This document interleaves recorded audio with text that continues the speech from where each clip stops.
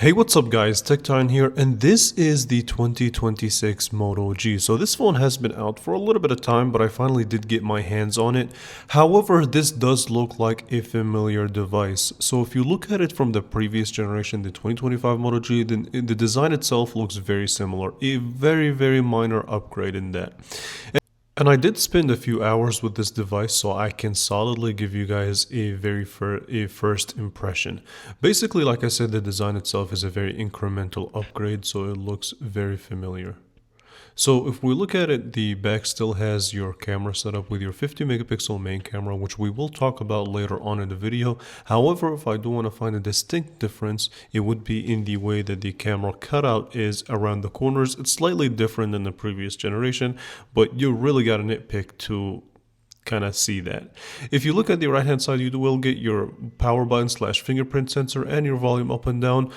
Same buttons as the previous generation, not much has changed in that. And this phone is built out of plastic overall, so all the way around. The back does have this kind of vegan leather material, which is basically enhanced plastic to make it feel a little bit more premium. At the bottom of the device, you get your headphone jack, which is familiar, your microphone, your USB-C that is now capable of charging 30 watts, as well as your bottom facing speaker. So again, not much has changed. You get slightly faster charging speed than to that of the previous generation. Now, the biggest disappointment for me, and I've spoke about this in previous videos, is the fact that we still get a 720p display. So yes, it's basically the same display as the previous generation, slightly better calibrated to achieve a higher brightness, and you still get the same 120 Hz refresh rate.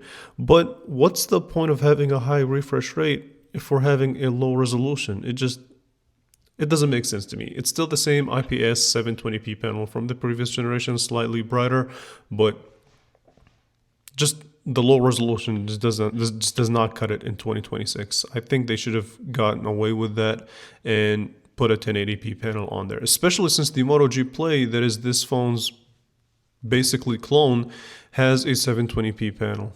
So yeah, we're going to talk a little bit more about that in depth in my full review of this device.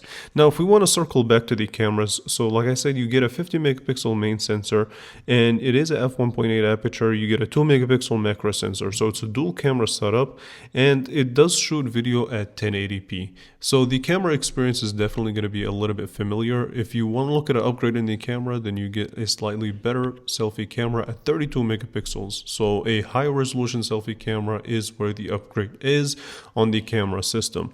If we look at the performance of this device off of first impressions, then you still get the same MediaTek Dimensity 6300 based on a 6nm, a upgraded Android 16, you get an octa-core processor, the same Mali G57MC2, 128GB of storage, and the same 4GB of RAM.